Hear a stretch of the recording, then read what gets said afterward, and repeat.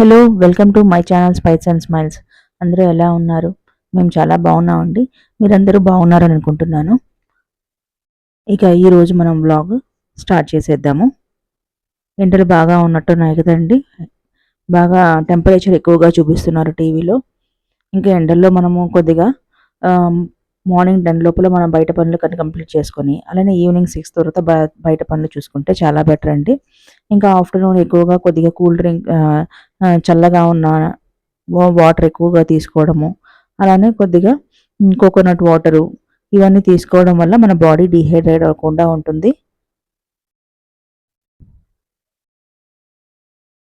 Maximum ఇంటికి చుట్టూతా చేపలు అవి కట్టేసేస్తే మనకి ఇంటి లోపలికి హీట్ రాకుండా ఉంటుందండి. ఇంకా ఈ ఈ ఒక 2 మంత్స్ కంప్లీట్ అయిపోతే సమ్మర్ అయిపోతుంది. సో, ఈ సమ్మర్‌లో మనం తీసుకోవాల్సిన పెద్దవాళ్ళు మరీ జాగ్రత్తగా ఉండాలా. వాళ్ళకి ఎక్కువగా లిక్విడ్స్ ఇవన్నీ ఇస్తూ ఉంటే వాళ్ళు కొద్దిగా ఈ సమ్మర్‌ని తట్టుకుంటారు. ఎండలు ముదురుతూ ఉన్నాయి గదండీ! ఇంకా నెక్స్ట్ మంత్ ఇంకా ఎక్కువగా ఉంటాయి. సో, పిల్లలు, పెద్దవాళ్ళు కొద్దిగా జాగ్రత్తలు తీసుకుంటే ఈ సమ్మర్ నుంచి మనము ఎఫెక్ట్ అవ్వకుండా ఉంటాము. పిల్లలకి ఎక్కువగా మధ్య మధ్యలో చంటి పిల్లలుంటే మధ్య మధ్యలో ఒళ్ళు తులుస్తూ వాళ్ళకి ఎక్కువగా లిక్విడ్‌లు అయి ఇస్తూ ఉంటే వాళ్ళకి తేలిగ్గా ఉంటుంది.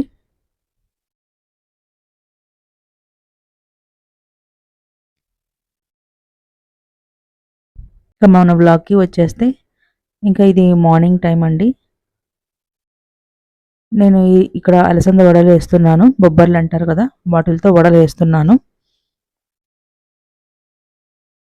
ఆయిల్ ఫుడ్ తగ్గించాలంటూ రోజు నేను ఇడ్లీ వేస్తూ ఉంటానండి. ఇంకా అప్పుడప్పుడు ఏమైనా స్పెషల్స్ ఉంటే అవి నేను వీడియోలో పెడుతున్నాను.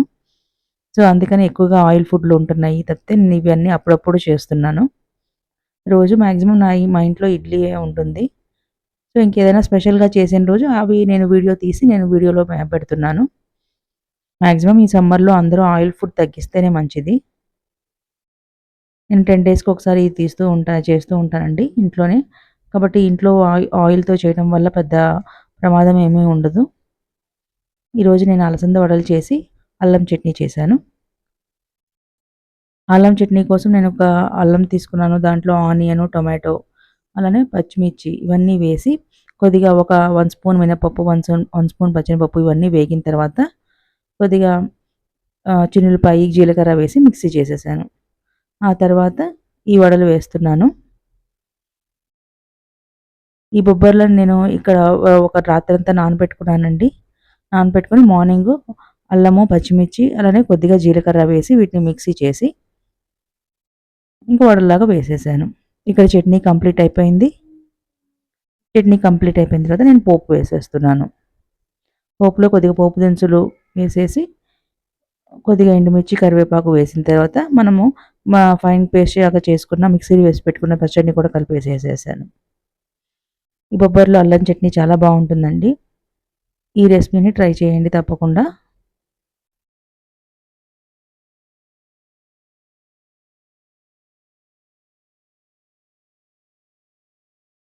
అల్లం చట్నీ కూడా చాలా టేస్ట్‌గా ఉందండి.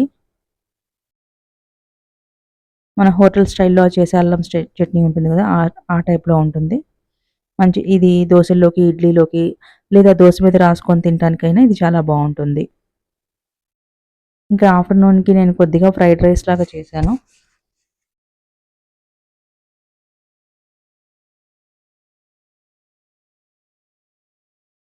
ఇది నేను లంచ్‌లోకి కొద్దిగా చేశానండి. ఇంట్లోనే ఉన్నారు కదా పిల్లలందరూ. సో, వాళ్ళకి ఏదో ఒక వెరైటీ చేసి పెడితే కొద్దిగా వాళ్ళు సాటిస్ఫై అవుతారు. లేదంటే ఇంకా బయట వీళ్ళకి అడుగుతూ ఉంటారు. అందుకని నేను ఇంట్లోనే ఒక వెరైటీ ఎక్కువగా పెట్టుకుంటే అది ఆ రోజుకి కవర్ అయిపోతుంది. ఇక నేను లంచ్‌లోకి పప్పు చేసి ఫ్రై చేశాను. అలానే కొద్దిగా ఫ్రైడ్ రైస్ చేశాను.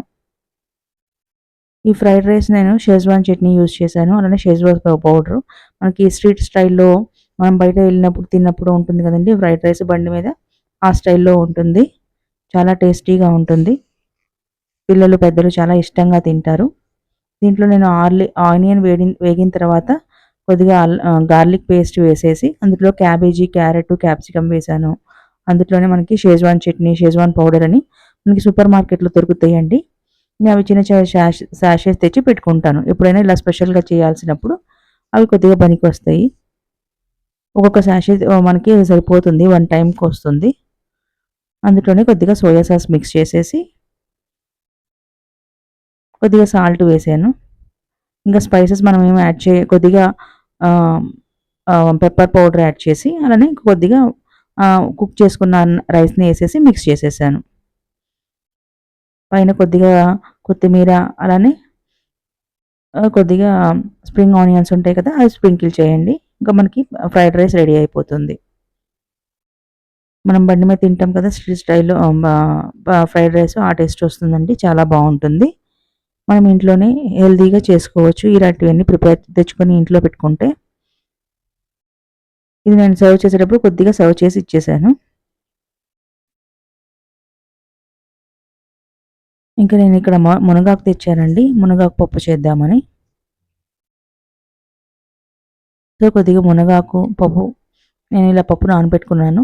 ఎర్ర కందిపప్పు, పచ్చి కందిపప్పు 2 నానబెట్టుకొని, ఈ మునగాకుని కూడా ఆకంతా ఒలిచేసి క్లీన్ చేసుకొని, అందులో ఒక ఆనియను, టొమాటో, కొద్దిగా పచ్చిమిర్చి వేసి కుక్కర్ పెట్టేశాను. కుక్కర్ ఒక 7, 8 విజిలొచ్చేదాకా ఉంచండి.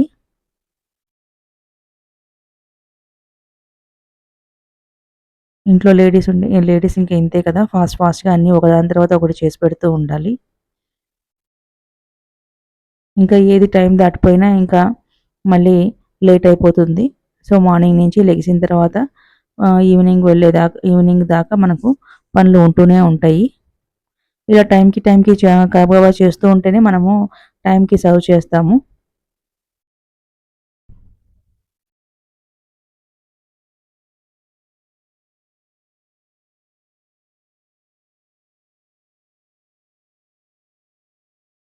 ఇలా వీక్‌కి మనం వెజిటబుల్స్, ఫ్రూట్స్ ఇవన్నీ మనం తెచ్చుకొని పెట్టుకున్నామనుకోండి, మనకి ఇంట్లో పనులు చాలా ఈజీగా అయిపోతుంది. లేదంటే వెజిటబుల్స్ అవి తీసుకురావడం, వాటి కోసం పనులాగటము, ఇలా ఉంటే మనకి చాలా ఇదిగా ఉంటుంది. టైం వేస్ట్ అవుతుంది. సో, మనం వారానికి కావాల్సిన మీల్ ప్రిపరేషన్ పెట్టుకేసుకున్నామనుకోండి ఒక లిస్ట్‌లో, ఆ రోజుకి అది చేసేయొచ్చు. మన పనులన్నీ ఫాస్ట్‌గా అయిపోతాయి. ఇంకా సమ్మర్‌లో తొందరగా పని చేసుకోవడం వల్ల మనకి ఈజీగా ఉంటుంది. లేట్ అయిపోతే ఇంకా ఆ ఎండ వేడికి మనం చేయలేము. సో, ముందుగానే మనం 10 లోపల ఈ కుకింగ్ ఇదంతా కంప్లీట్ అయిపోతే మనకి ఈజీగా ఉంటుంది. ఇలా మనము టైమ్‌ని సేవ్ చేసుకోవచ్చు. అలానే మనము రిలాక్స్‌గా కూడా ఉండొచ్చు. ఇక్కడ నేను పప్పు కుక్కర్‌లో పెట్టేసాను. అలానే ఇక్కడ నేను అరటికాయ ఫ్రై చేస్తున్నానండి. దానికోసమని నూనె కాగపెట్టేసేసి, దానిలో కొద్దిగా 4, 5 వెల్లుల్లి రెబ్బలు వేశాను. పోపు వేసి, ఆనియన్, పచ్చిమిర్చి వేసి వేగిన తర్వాత, ఆనియన్, పచ్చిమిర్చి బాగా వేగవసరం లేదండి. కొద్దిగా లైట్‌గా షేడ్ చేంజ్ అయ్యే వరకు ఉంటే సరిపోతుంది. ఆ తర్వాత ఈ అరటికాయని కూడా నేను సన్నగా చాప్ చేసి ముక్కలుగా చేసి పెట్టుకున్నాను. ఆనియన్ కొద్దిగా మగ్గిన తర్వాత ఇవి వేసేసాను. ఈ లోపల పప్పు కూడా ఉడికిపోతుంది.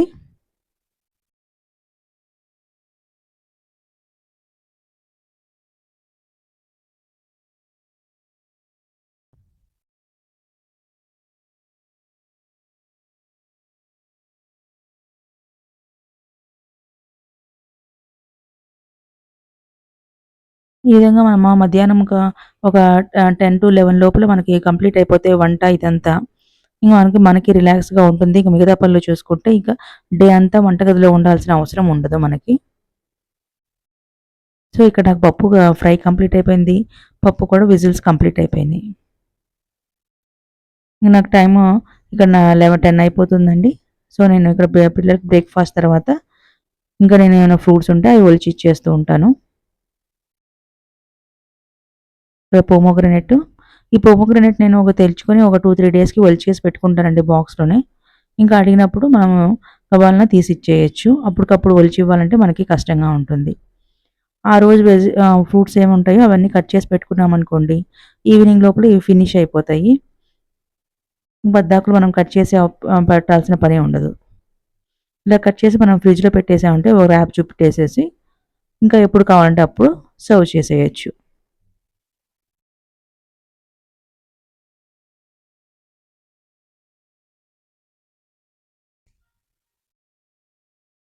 చాక్లేట్ కేక్ ప్రిపేర్ చేస్తున్నానండి. ఇక్కడ నేను ఒక 100 గ్రామ్స్ ఫ్లోర్ తీసుకుంటున్నాను. దానికోసమని ఒక 2 ఎగ్స్ తీసుకున్నాను. అలానే ఒక 90 గ్రామ్స్ బ్రౌన్ షుగర్ తీసుకున్నాను. ఆ షుగర్‌ని ఎగ్స్‌ని బీట్ చేస్తూ షుగర్ మధ్య మధ్యలో కలుపుతూ ఇలాగా బీట్ చేస్తున్నాను. ఈ ఎగ్స్ వేయడం వల్ల కేకు బాగా స్పాంజీగా వస్తుందండి. దీనిలో మనం వెనిలా ఎసెన్స్ మిక్స్ చేస్తాం కాబట్టి మనకి ఎగ్ స్మెల్ ఏమి రాదు.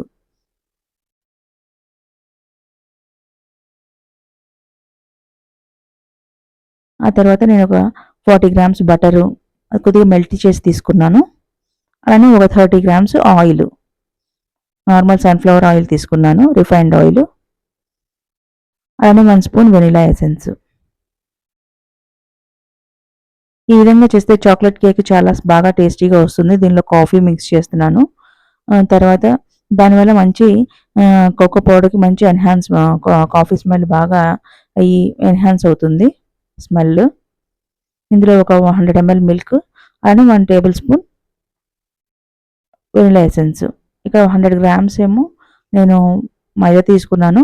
20 గ్రామ్స్ కోకో పౌడరు, ఒక 1 tablespoon 1 teaspoon baking powder, 1/4 teaspoon baking soda ఇవన్నీ తీసుకొని మిక్స్ చేసి ఇప్పుడు మనం ఎగ్ మిశ్రమం ఉంది కదా దానిలో మిక్స్ చేసేస్తున్నాను.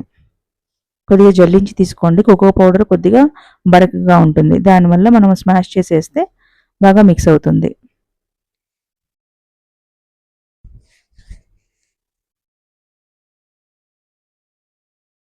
దీనిలోనే ఒక టీ స్పూన్ వెనిగర్ వేస్తున్నాను.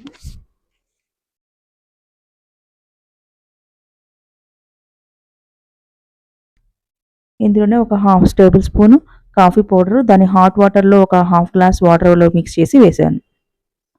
ఇంకా దీన్ని అంతటిని ఒక 180 డిగ్రీస్ దగ్గర 10 మినిట్స్ ప్రీ హీట్ పెట్టాను. అలానే ఒక 170 డిగ్రీస్ దగ్గర 30 మినిట్స్ బేక్ చేశానండి. కేక్ చక్కగా బేక్ అయిపోయింది. ఇంకా దీన్ని బాగా చల్లారేదాకా ఉంచి డీమోల్డ్ చేసి సర్వ్ చేయడమే. మా ఇంట్లో ఎక్కువగా ఈ కేకు బాగా ఇష్టంగా తింటారండి పిల్లలు. అందుకే అప్పుడప్పుడు నెలలో ఒకసారన్నా ఇది చేస్తూ ఉంటాను. మనం బేకరీలో తీసుకునే కేక్ లాగా మంచి టేస్ట్ వస్తుంది.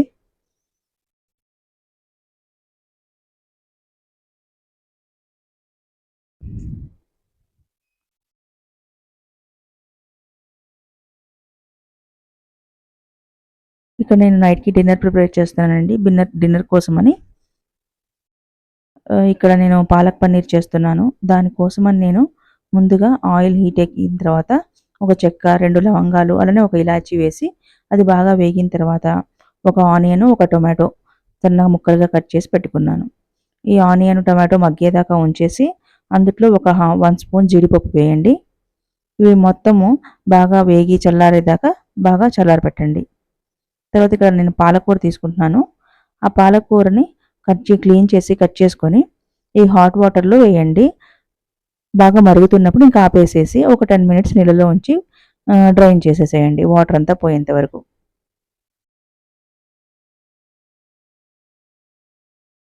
ఇప్పుడు నేను అదే పాన్‌లో కొద్దిగా ఆయిల్, కొద్దిగా బటర్ తీసుకున్నాను. దానిలోనే ఒక 1 టీ స్పూన్ అల్లం వెల్లుల్లి పేస్ట్ వేసి అది బాగా వేగిన తర్వాత ఈ పాలకూర, టొమాటో ఉంది కదా! అవి 2 బాగా మిక్సీ పట్టేసేయండి. చల్లారిన తర్వాత దాన్ని ఈ ఆయిల్‌లో మిక్స్ చేసేసేయండి. ఈ ఇండివిడ్యువల్‌గా రెసిపీస్ అన్నీ మన ఛానల్‌లో ఉన్నాయండి. ఎవరైనా ఇంట్రెస్ట్ ఉంటే తప్పకుండా చెక్‌ఔట్ ఇక్కడ నేను క్లియర్‌గానే చూపిస్తున్నాను.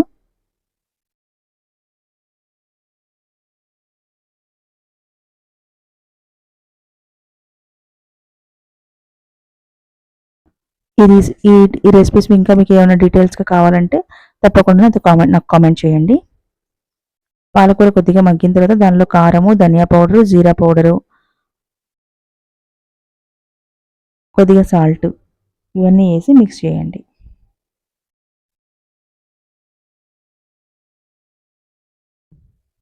ఇంక ఇది బాగా ఉడికిన తర్వాత ఇంక పన్నీర్‌ని కూడా మన చిన్న క్యూబ్స్‌గా కట్ చేసుకొని పెట్టుకోండి. ఈ పాలకూర వేగిన తర్వాత దానిలో మిక్స్ చేసేసేయండి. మిక్స్ చేసి ఫైనల్‌గా కసూరి మేతి వేసి ఇంకా స్టవ్ ఆపేసేయండి. పాలక్ పన్నీర్ రెడీ అవుతుంది. దీనికి నేను నైట్‌కి చపాతీల్లోకి ఈ కర్రీ చేశానండి.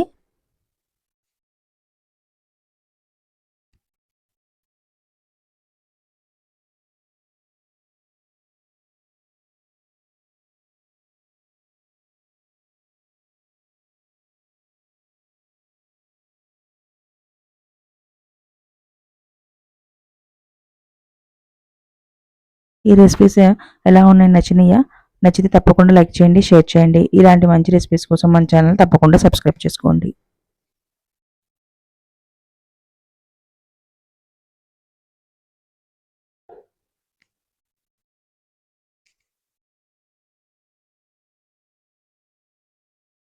ఇంక నేను ఫైనల్‌గా ఇక చపాతీలు కూడా కంప్లీట్ అయిపోయినాయి. ఇంక నేను సర్వ్ చేసి ఇచ్చేసాను.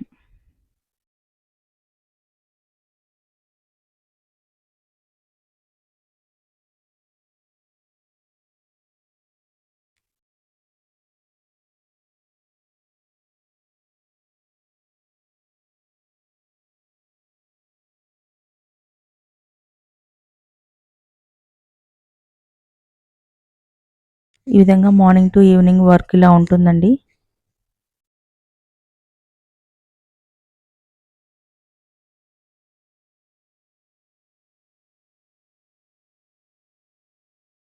ఇలా చేసి పెడితే పిల్లలు కూడా ఎంతో ఇంట్రెస్ట్‌గా తింటూ ఉంటారు.